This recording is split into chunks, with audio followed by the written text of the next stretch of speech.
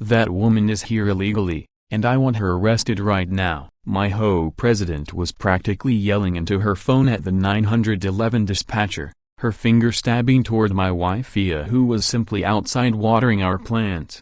This wasn't a misunderstanding. Veronica had spent 3 weeks convinced my wife was some sort of dangerous criminal who didn't belong in the neighborhood. The tattoos, her accent, the way she carried herself, apparently that was all the proof this prejudiced woman needed. But here's what made the whole nightmare truly unforgettable. When the police finally showed up and my wife handed them her real ID, the look on Veronica's face went through the most jaw-dropping transformation I've ever seen. What my wife revealed at night changed everything. Let me rewind a bit and explain how this disaster began. I'm Ben Wright, 36, and I've been living in a quiet, well-kept part of Phoenix for nearly a decade. My grandfather, a HOA veteran, built my cabin with his own hands in 1962 and left it to me when he passed. The area is mostly upper middle class, about 78% white, with lawns trimmed to perfection and HOA rules that make sure even the mailboxes match. I run my own heating and AC business,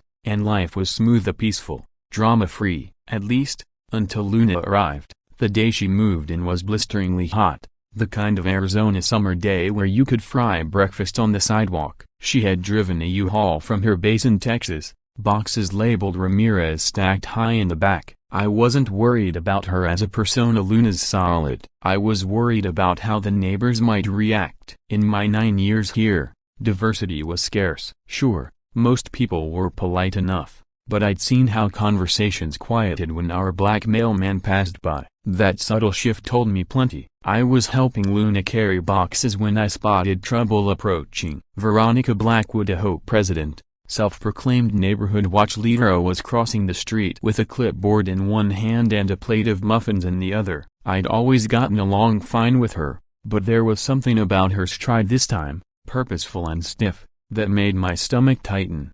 "Oh my," she said when she reached us, her tone carrying something that set my nerves on edge. "What an unbroken bar interesting addition to our community." She dragged out interesting like she was describing a strange odor. Luna wore a tank top because of the heat, and that's when Veronica noticed I'd had a tattoo. On Luna's left forearm was an intricate design, Air Force wings woven with an Aztec eagle and elements from the Mexican flag. It was stunning, meaningful, and a piece of her identity. But Veronica's eyes latched onto it like a hawk spotting prey. Her fake smile tightened, and she actually stepped back. "My," she murmured, feigning casual interest, "that's quite a broken bar distinctive artwork. Very a broken bar urban aesthetic." Even I knew that was coded for something ugly. Luna caught the meaning instantly. She pulled her sleeve down, her eyes steady on Veronica.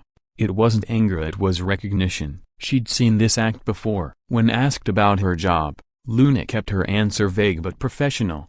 "Government contractor, IT security work." Veronica's voice perked up in false cheer. "How wonderful." "What agency?" "We love supporting our government workers." The pause before government workers lingered in the air like smoke. She wrapped the welcome visit with a thick HOA packet, leaning hard on phrases like community standards and aesthetic guidelines as though quoting scripture. All the while, she scribbled down Luna's answers, like she was building a case file. At the time, I brushed it off. "She's just getting to know you," I told Luna, foolishly. These are normal neighbor questions. But Luna knew better. Her military background had taught her to spot targeted surveillance, and she recognized the pattern: coded language, fake politeness, systematic information gathering.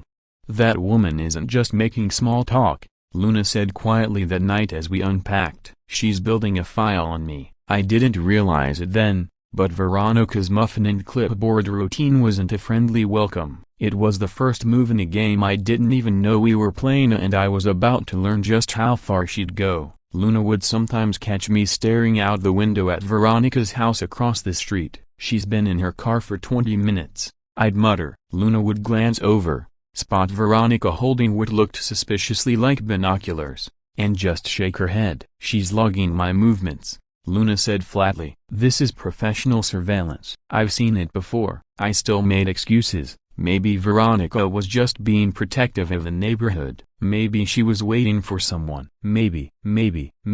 Looking back, I was ridiculously nichilde Macron v. What I didn't realize was that Veronica had turned her home into mission control for Operation Remove Luna. She called it her community safety research, which was really just a polished label for outright stalking. She kept actual spreadsheets documenting when Luna left for work at 0600 sharp when she came home, who visited, what she wore. She even jotted down when Luna spoke Spanish with her family, labeling it suspicious foreign language communications. Her obsession wasn't sloppy, it was disturbingly methodical. And where Veronica truly excelled was in manipulating the community. After 8 years as HOA president, she knew exactly how to stir fears without saying anything that could be pinned on her. With Dylan, our neighbor in tech, she'd lean in and say, "I'm sure you understand how important it is to protect neighborhood character." If Dylan looked puzzled, she'd quickly add, "Property value so you know, we've all worked so hard to maintain our community standards."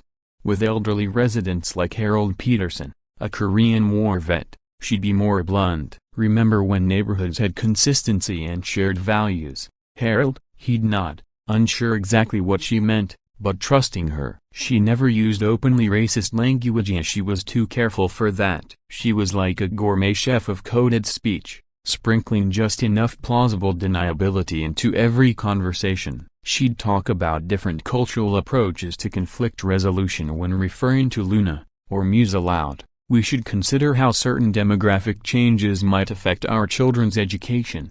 She even hosted impromptu backyard coffee gatherings with the longest-standing, and least diverse, residents, planting seeds about rapid demographic transitions and property stability. She backed her claims with so-called research about shared cultural backgrounds and community cohesion. Meanwhile, Luna was living in a pressure cooker. Her military background had trained her to spot targeting patterns, and her instincts were screaming that Veronica was preparing a case against her. Luna began documenting everything: of photos, timestamps, incidents of being followed to the grocery store, snapshots of Veronica photographing our home. "I'm building my own file," she told me one evening, flipping through a thick folder of evidence. "When this turns legal and it will, I need to be ready." I still thought she was overreacting. I was a fool. The first official HOA action came in the form of a letter that made my blood boil. It was titled Resident Verification Protocol and loaded with legal jargon about maintaining community demographic balance and insurance compliance. They demanded Luna's full background check, proof of employment, and personal references. One line stopped me cold. "Our carriers require documentation regarding cultural compatibility factors." Cultural compatibility factors? What on earth did that even mean? When I called Veronica for clarification, her tone was syrupy sweet. "Oh, Ben, it's just standard procedure for newcomers. We have to uphold certain standards to protect everyone's investment." There it was again, standards, as if Luna somehow failed to meet them. Luna read the letter and laughed, but it was the bitter laugh of someone who'd seen this exact playbook before. "Look at this wording," she said, pointing at phrases like community demographic balance. "Every word is deliberate. This is racist intent trapped in legal safety netting. I've seen this used against families of color on base." She explained the strategy: bureaucratic harassment to death by 1,000 paper cuts. Every single action seemed reasonable in isolation, but together, they painted a clear picture of discrimination. "They'll keep tightening the screws until I either move out or they find a technical reason to force me out," she said. "The only question I said, are you helping them, or helping me?" That question hit me like a punch. How could she even think I'd help them? But then it sank into my endless excuses for Veronica, my constant maybe she didn't mean it, that why I had been helping her by refusing to see the truth. That night, I started truly watching. I noticed the mailman now hurried past without making eye contact. Conversations stopped abruptly when Luna approached, and suddenly, everyone seemed intensely interested in HOA bylaws and community standards. The poison had already seeped deep. The poison had been spreading through the neighborhood, and I'd been too blind to notice. The breaking point for me came one afternoon when I overheard Veronica talking to Mrs. Henderson from a few doors down. I was in my garage when their voices drifted over. "I'm not prejudiced," Veronica began, "but we have to think about our grandchildren being exposed to a broken bar, different lifestyle choices." Mrs. Henderson made a vague, uncomfortable noise.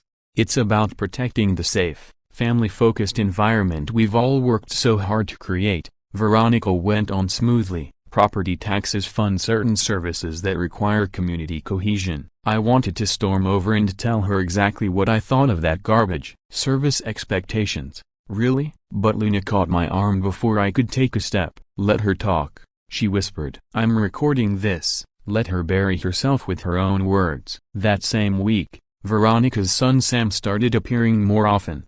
He was a 24-year-old psychology major at Arizona State, and it was obvious he wasn't comfortable with what his mother was doing. I saw him arguing with her on the front porch, hands moving wildly while she stood stiff with arms folded. One day, he knocked directly on our door. I'm sorry, he blurted out before even introducing himself. I'm Sama, Veronica's son. What my mom is doing is wrong. She's using corporate diversity jargon to exclude instead of include. Every sentence she says is loaded with racist intent, dressed up in academic language. He looked exhausted, like he'd been fighting this war from the inside for weeks. I'm documenting her behavior for my thesis, he added, but I wanted you to know and not everyone in my family agrees with her. By the end of the second week, Veronica had compiled an entire binder of so-called evidence against Luna. That Friday night, while Luna was on a late video call with her commanding officer about some network security protocol I couldn't even pretend to understand, Veronica sat in her yard with binoculars and made a decision that would change everything. What I didn't realize then was that she wasn't just calling the police, she was calling with a story so carefully engineered, so manipulative, that even I might have believed it if I hadn't known better. It was late at 11:15 p.m. When the flashing lights appeared, I remember because I just checked my phone. The quiet street suddenly lit up with red and blue as two squad cars rolled in. Neighbors peeked out their windows. My first thought was that someone had been robbed. My second, when I saw Veronica clutching a folder thick with papers, was, oh number. The 911 call, I later learned, was a masterclass in coded prejudice. She didn't say, there's a Mexican woman in my neighborhood and I don't like it. She was far too clever for that. Instead, she reported a concerning demographic development in what she described as her family-oriented community. When asked for details, she told the dispatcher that an individual with non-traditional documentation had moved in and was showing cultural markers suggesting incompatible lifestyle affiliations. She never uttered the words illegal immigrant or gang member, but the insinuation was clear. She described Luna as having visible indicators of alternative community affiliations and engaging in integration activities inconsistent with neighborhood values. Officer Martinza, thankfully it was he who knew the language for what it was. He'd been trained to recognize discrimination disguised as civic concern. Her wording tripped every alarm bell in his head. Still, he was required to respond. That's the sinister part of this kind of prejudice. It forces the system to act, even when the real issue is obvious. So Martinez and his partner, Officer Johnson, arrived ready to investigate a woman living in her own home while Mexican. Veronica was waiting like a game show contestant who had just won the grand prize. Thank you for responding to my community safety concerns, she said, opening her folder as if presenting a legal case. Inside were enlarged photographs of Luna's tattoo, a detailed timeline of her supposed suspicious activity as a working late, speaking Spanish on the phone, receiving mail addressed to her. She presented it all with the conviction of someone who genuinely believed she was defending America from a national threat. This individual has been engaging in non-traditional neighborhood behavior, she explained. Her lifestyle indicators suggest values incompatible with our family environment. I stepped outside into the middle of this absurd scene. Officer, so what's going on? I asked, baffled. Veronica cut in before they could answer. I've been documenting her behavior, she announced, shoving her photos toward them. Her artistic choices reflect alternative cultural priorities that could impact our traditional family values. Alternative cultural priorities? Seriously? She was talking about my wife's Air Force tattoo like it was proof she ran with a gang. I also question whether her residential documentation reflects genuine community integration, Veronica went on. And that's when it hit me, she was trying to have Luna arrested for one thing only, Being Mexican in a white neighborhood, Luna stepped outside with a calm precision I'd seen only in people trained for high-pressure situations. She'd ended her call with her colonel, straightened her shoulders, and approached the officers like she was reporting for duty. "Good evening, officers," she said evenly. "How can I help you tonight?" The difference was stark of Veronica, red-faced and gripping her folder of paranoid evidence, versus Luna, collected and respectful, treating the encounter as a professional engagement. She'd been through discrimination before she knew the drill. Officer Martinez asked for identification, a routine procedure for calls like this. Luna nodded, went inside for her wallet, while Veronica nearly buzzed with anticipation. "You'll see," she told them. "The documentation won't match her story. They're very sophisticated with forgeries." Forgeries. She was accusing the United States Air Force Staff Sergeant of being a skilled international fraudster. And the scariest part, she actually believed it. Luna returned, handed over her military ID. Martinez looked at it, then at Luna, then back at Veronica with a stare sharp enough to cut steel. "Staff Sergeant Luna Ramirez, right, United States Air Force," he read aloud. "Thank you for your service, Sergeant." Silence, the kind that hangs heavy in the air. Veronica's jaw worked soundlessly, her face shifting through shock, disbelief, and humiliation before freezing in place. "These," Luna said, rolling up her sleeve to reveal the full tattoo, "are Air Force wings combined with my Mexican heritage symbols. I earned them defending the country you claim to love." Her voice stayed cool, but every syllable hit like a sledgehammer. Veronica tried to recover, muttering about how military service didn't automatically mean good character, but Martinez cut her off. "Ma'am, you called the police on a decorated service member who moved into your neighborhood." The crowd shift was instant. Dylan from across the street spoke what everyone was thinking. "All that talk about a community character? You meant white community." Harold Peterson, the Korean War veteran who had once nodded along to Veronica's shared values speeches, looked horrified. "Ma'am, I'm ashamed I backed you on this. This sergeant deserves our respect, not harassment." Neighbors emerged from their homes, the mood flipping so fast it gave me whiplash. Veronica wasn't the neighborhood's guardian anymore. She was the woman who had sixed the cops on a war hero. Martinez gave her a pointed lecture about false reports and discriminatory complaints, while Officer Johnson, who'd been quietly taking notes, added that 911 calls without actual criminal grounds could lead to charges. Veronica just stood there, clutching her folder, watching her entire scheme collapse in seconds. Weeks of research and coded language undone by 2 words, Air Force. The officers apologized to Luna, warned Veronica, and left. Several neighbors stopped to offer personal apologies. Mrs. Henderson had tears in her eyes. "I'm so sorry. I should have recognized what she was doing." Dylan promised to help however he could, clearly guilty for staying quiet before. Harold even saluted Luna, earning her first real smile of the night. As the patrol cars rolled away and people drifted home, Veronica stayed rooted in her yard, eyes locked on our house with a look I didn't recognize. Luna squeezed my hand. "See her face. That's not embarrassment if that's calculation." She was right. Veronica was already plotting her next move before the taillights disappeared. And this time, she wouldn't make the mistake of underestimating my wife again. The next morning, the neighborhood felt like the aftermath of a public scandal. Some people avoiding us entirely, others suddenly over-friendly. Some neighbors went out of their way to greet Luna with smiles and waves. Our community WhatsApp group we had blown up overnight. 73 messages debating the police incident, ranging from outrage at Veronica's actions to a handful of people still defending her community concerns. Dylan stopped by with coffee and donuts, dark circles under his eyes. "Man, you have to see what people are posting and more importantly, what Veronica's saying." Her damage control effort was a performance. She wasn't apologizing and not even close. Instead, she doubled down with sharper, more polished wording. "I was simply concerned about maintaining our established community standards. Anyone would question how rapid demographic changes could impact property values." Demographic changes, property values. It was the same racist subtext, only now polished with a bigger victim act. "This isn't about race," she insisted in another post.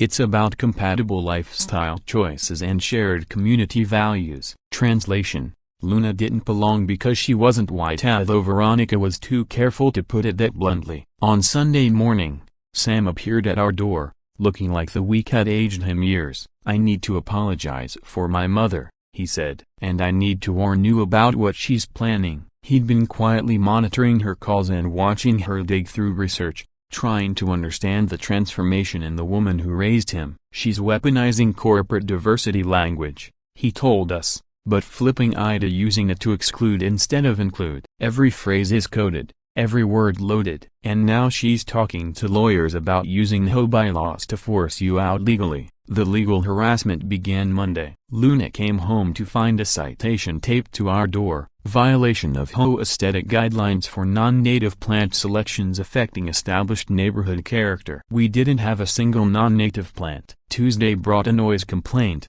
disruption of traditional neighborhood quiet hour, so because Luna did her 6 a.m. PT in the backyard. Wednesday's gift was a parking violation: vehicle size incompatible with community aesthetics and alternative lifestyle indicators, because her truck took up too much space in our own driveway. Each citation came with a $200 fine and increasingly absurd language about lifestyle choices and community standards. This wasn't random nitpicking, it was a systematic campaign dressed up as rule enforcement. When I called the HOA to push back, I was transferred directly to Veronica. "Oh, Ben," she purred, all honeyed venom, "we must protect our neighborhood culture from incompatible elements. Surely you understand the need for consistent standards." Incompatible elements. She spoke of my wife like she was a toxic chemical that could ruin the neighborhood if not contained. Luna, however, was fighting a different way. Using her cybersecurity expertise, she started digging into Veronica's online footprint. One night, she spread a stack of printed documents across our kitchen table. "Look at this," she said. Veronica had been billing her private investigator expenses to the HOA's community budget, falsifying invoices to make it appear like her harassment campaign was legitimate security research. She had embezzled over $8,000 from the neighborhood association to bankroll her obsession. Worse,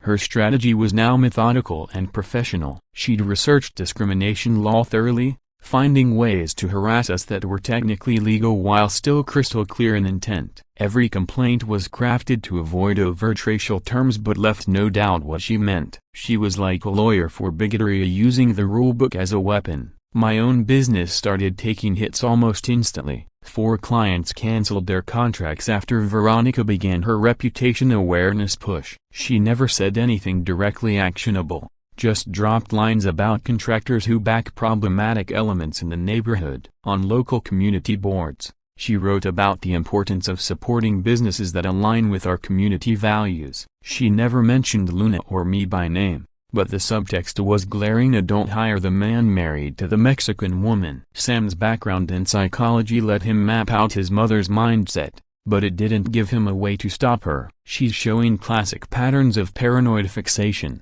he explained one afternoon. "It started as a defensive reaction to a perceived threat to her control, but now it's full-on obsession. She honestly believes Luna is an existential threat to everything she holds dear." He even showed us his notes, a formal psychological documentation of her decline. Sam admitted he was working this into his thesis, but he was also deeply worried his mother might cross into truly dangerous territory. The moment Veronica's private investigator entered the picture, things escalated from harassment into what could easily become federal crimes. She was paying him $500 a day to dig up dirt on Luna.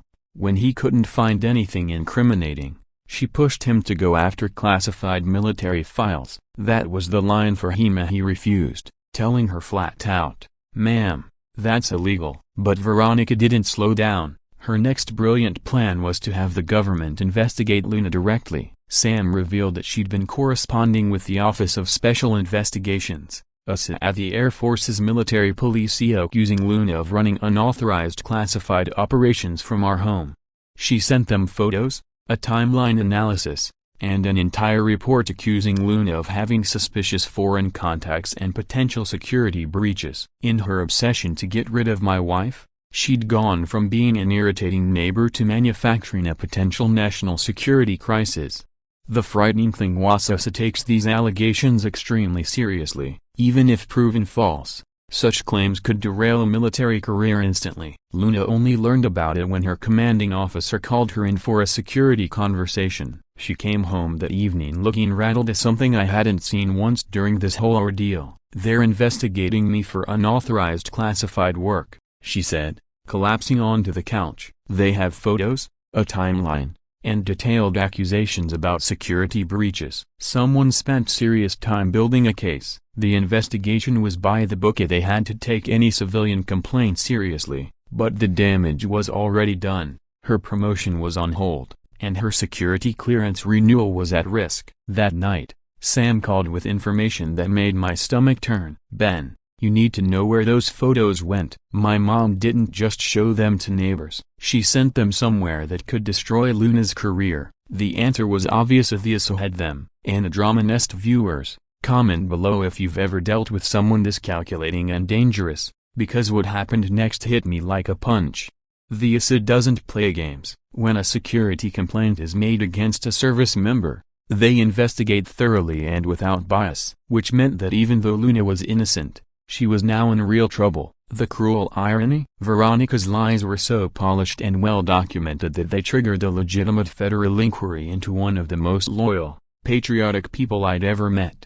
Twice that week, Luna had to meet with her CO for interviews about unauthorized activities. Every day her career hung in limbo because a racist neighbor had figured out how to weaponize the system. Sam finally laid it all out. His mother hadn't just made vague claims. She'd filed a 15-page formal report with USA. It was full of photos of Luna working late, a breakdown of her video calls, and speculation about classified material being processed from our home.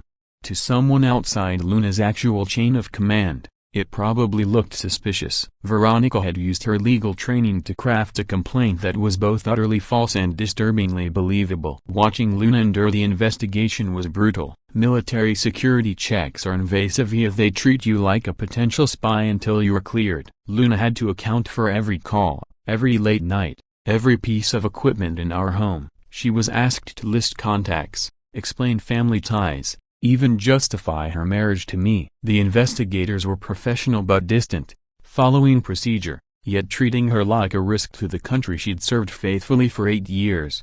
Meanwhile, Veronica was basking in self-satisfaction. She'd tell anyone who'd listen, "See, I knew something was wrong." When the military investigates one of their own, you know it's serious. It was twisted, circular logic, using the investigation she herself had caused as proof that she'd been right all along. But Luna wasn't just going to sit there and let Veronica win. While USA questioned her, she was quietly running her own digital investigation, digging into public records and HOA financials. And what she uncovered was damning. Veronica's harassment campaign had been bankrolled with $8,500 in embezzled HOA funds. The investigation revealed $8,500 in questionable spending, cleverly disguised as community safety consulting and neighborhood security research. Every cent, from hiring the private investigator to paying for legal advice, to printing photos and presentation materials, had come straight out of funds meant for the entire neighborhood.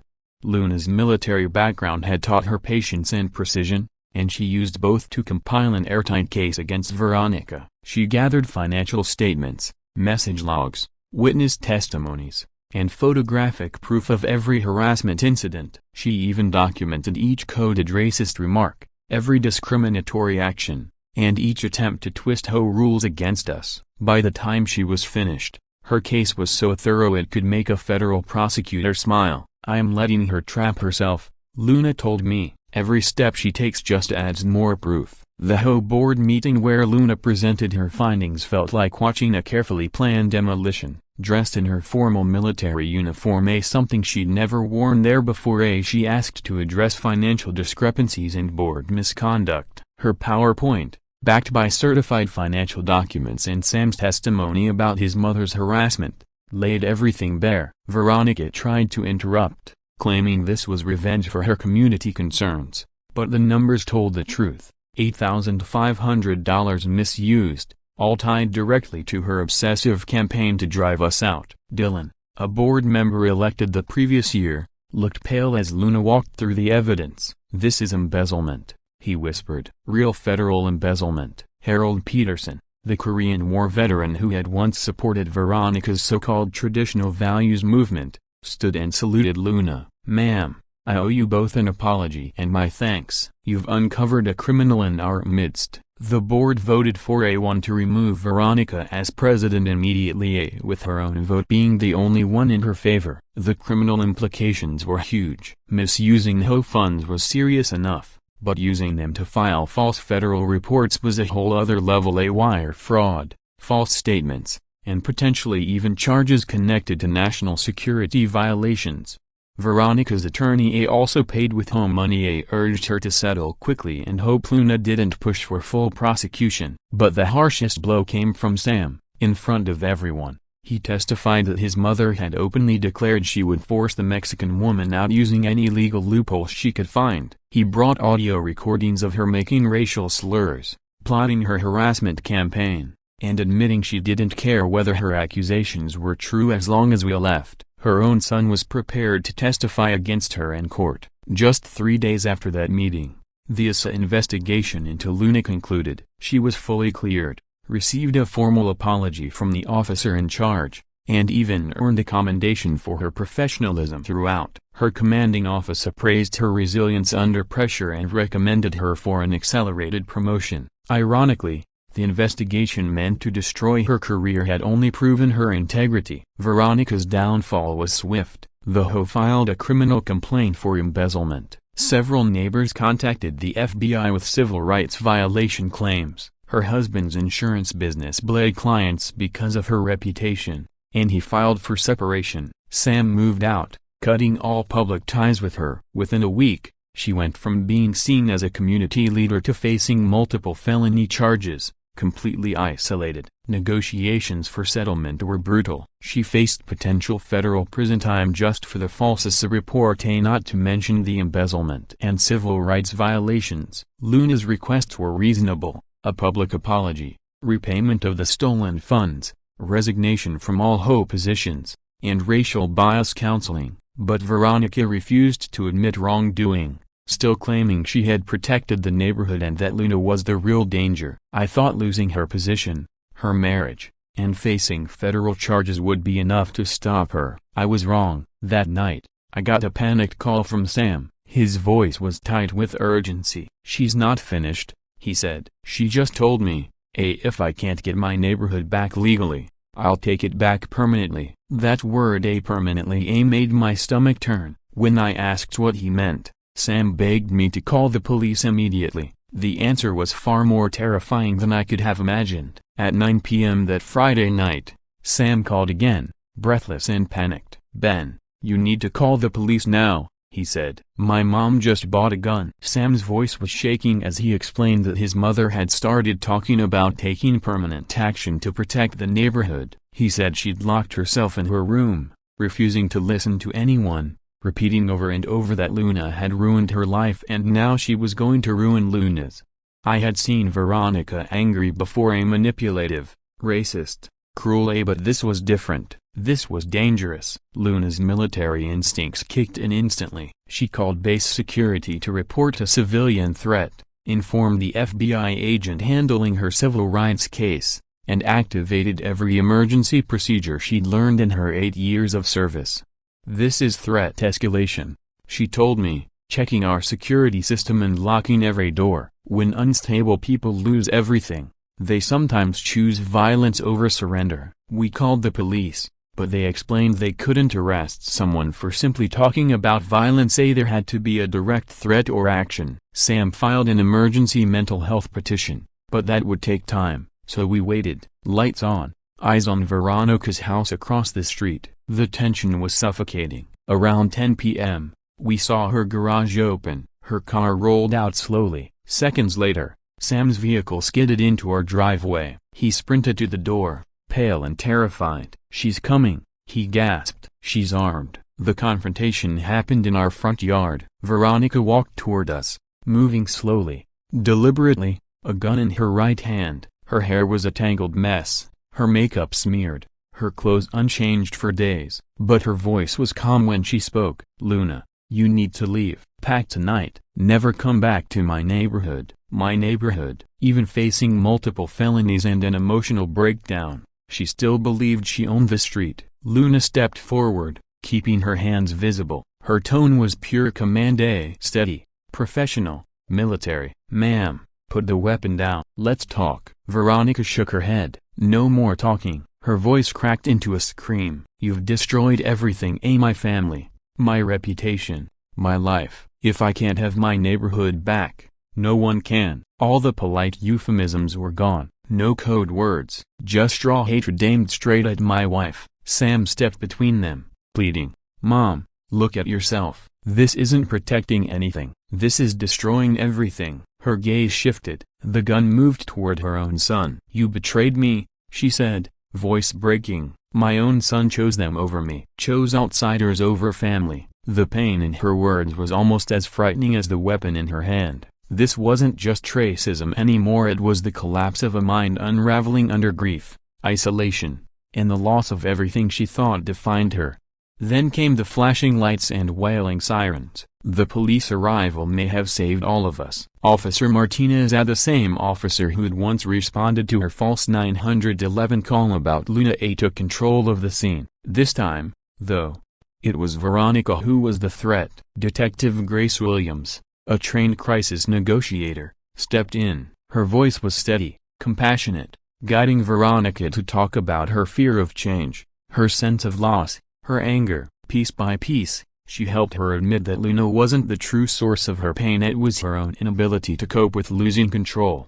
You're grieving, Detective Williams said softly. You're grieving the life you thought you had. But hurting Luna won't bring that life back. Veronica's gaze drifted to her reflection in our front window, a woman disheveled, armed, threatening an innocent neighbor in the middle of the street. Something shifted in her expression. What have I become? She whispered. The gun slipped from her trembling hand and hit the pavement. Oh God, the broken bar, what have I done? The breakdown was instant and absolute. Veronica collapsed to her knees, sobbing, the last remnants of defiance gone. For the first time in months, she seemed to see herself clearly. Sam rushed to her side while officers secured the weapon. Watching him hold his shattered mother was gut-wrenching. Despite everything she had put us through, I'm sorry, she kept repeating, voice trembling. I don't know what happened to me. The psychiatric evaluation team arrived shortly after and quickly determined she needed immediate intervention. She was placed on a 72-hour psychiatric hold, a decision that may have saved her life, as much as it saved ours. What Luna did next made me fall for her all over again. When the detective asked if she wanted to press charges for assault with a deadly weapon, Luna looked at Sam, still clinging to his broken mother, and shook her head. She needs help, not punishment, she said firmly. I'm not here to destroy her. I just want her to get better. The detective seemed surprised, but Luna didn't waver. Sometimes, the bravest thing you can do is show mercy to someone who doesn't deserve it. The neighborhood responded quickly. Dylan called a community meeting to ensure everyone understood that such behavior would never be tolerated again. Harold Peterson gave a heartfelt speech on the difference between protecting your community and terrorizing it. Mrs. Henderson started a fund to cover Veronica's mental health care, reminding everyone that we all shared a duty to help our neighbors heal. A community once divided by hate was beginning to stitch itself back together through compassion. 3 months later, Sam called with news. His mother was improving. I felt an unexpected emotion, a hope, but then his tone shifted. There's something else, he said. The doctors found letters, a broken bar, dozens of them, all addressed to Luna. Were they apologies, threats, something else entirely? And why did Sam sound uneasy, even in recovery? Veronica Blackwood still carried secrets that could change everything. 6 months after that terrifying night, Sam called again. This time his voice carried cautious optimism. She's doing well, really well. The therapy, the medication, a broken bar, it's like she's becoming a different person. She wants to apologize to you and Luna, but she understands if you don't want contact. The letters, a broken bar, their apologies, detailed, specific, taking full responsibility. The legal case had moved faster than expected. Faced with overwhelming evidence and the risk of federal prison, Veronica accepted a plea deal, 18 months probation, $15,000 restitution, and mandatory counseling. She also had to write a public apology, read aloud at in-home meeting and printed in the community newsletter. No euphemisms, no excuses, just a plain acknowledgement that she had engaged in systematic racial harassment and embezzlement to fund her campaign against us. The transformation in the neighborhood was astonishing. Dylan was unanimously elected HOA president, with Luna as vice president. They rewrote the bylaws to include explicit anti-discrimination clauses and mandatory diversity training for board members. Harold Peterson launched a monthly veteran support group. Mrs. Henderson organized cultural events where neighbors shared their traditions. The same streets that had been poisoned by prejudice were now more inclusive than ever. Luna's military career didn't just survive, it thrived. Her commanding officer wrote a commendation praising her professionalism under extreme harassment and recommended her for early promotion. She was promoted to technical sergeant ahead of schedule and appointed as base community liaison officer, tasked with strengthening civilian and military relations in Phoenix.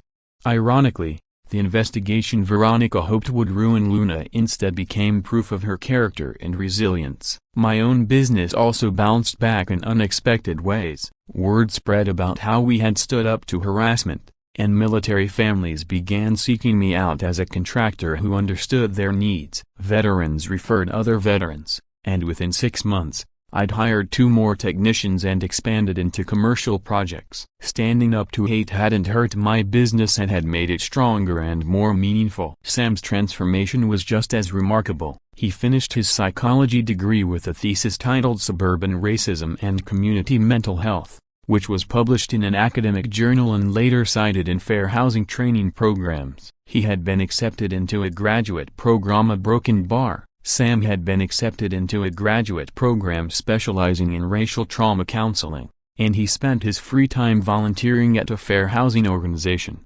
guiding other families who had faced neighborhood harassment. Most importantly, he maintained a relationship with his mother while making it clear what behaviors he would and would not accept. The real test of our community's growth came 8 months after Veronica's breakdown. When a young Muslim family moved into her old house, I watched cautiously for any signs of the old patterns and the probing questions, the subtle hostility, the quiet isolation. Instead, I saw Luna and Dylan putting together a welcome committee, Harold Peterson offering gardening tips, and Mrs. Henderson arriving with homemade cookies and a flyer for the next cultural event. When one elderly resident made an offhand remark about changes in the neighborhood, 3 others immediately shut it down. We had learned to spot and reject the language of exclusion. The letter Sam shared from Veronica was both painful and promising, written in neat, careful script during her treatment. It was a full admission of her actions and the reasons behind them. I realize now that my grief over losing control of my life twisted into hatred toward anyone who symbolized change. She wrote, Luna and Ben chose healing over revenge, showing me a grace I didn't deserve. I will spend the rest of my life repairing the harm I caused and seeing diversity as a strength, not a threat. Luna's reply reminded me exactly why I married her. She didn't write back to reconcile, but to encourage Veronica to continue her treatment and personal growth. Forgiveness doesn't mean forgetting, she wrote. It means choosing to move forward rather than staying trapped in anger. I hope you find peace and purpose in helping others avoid the path you once took. She kept her boundaries clear while extending compassion to someone who had tried to destroy her life, and the kind of strength built by military service, and exactly what our community needed. The ripples of what we'd been through reached far beyond our block. Our experience became part of fair housing training programs, and a dozen other HOAs in the Phoenix area adopted anti-discrimination policies modeled after ours. Sam's thesis was cited in academic studies on suburban racism. Luna was invited to speak at military bases on handling civilian discrimination. What began as one woman's hateful campaign became a catalyst for real, measurable change. 3 years later, our neighborhood looked entirely different. The Memorial Day ceremony Luna started had become an annual tradition, with veterans from every era sharing stories while children from 8 different countries placed flowers on wreaths. My business had grown to 6 employees from 4 different ethnic backgrounds, all serving our diverse community. Luna had been promoted again and was even considering a run for city council. Most importantly, new families were met with genuine warmth. no matter where they came from. The final chapter of Veronica's story came just last month.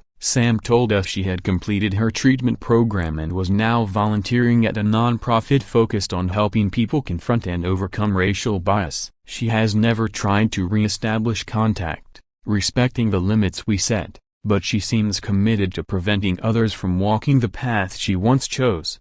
It isn't redemption now. The damage she caused will always remain, but it is accountability and growth, which might be the best any of us can hope for. Last 4th of July, I stood in the backyard watching Luna in her dress uniform lead the neighborhood children in the Pledge of Allegiance, with parents from a dozen countries standing proudly together. I thought of Veronica's words from that very first day. This is my neighborhood. She was wrong. It isn't anyone's neighborhood exclusively. It's our neighborhood, and we'll keep working to make sure everyone who lives here knows they belong. That's the end of this incredible story here on Anna Dramanest. If this journey of justice and renewal spoke to you, show your support and let it be known. I'm constantly inspired by how communities can transform when people choose courage over comfort. Until next time, keep standing up for what's right, and I'll see you in another story that will leave you thinking long after it's over. Still here? Then you're one of us now.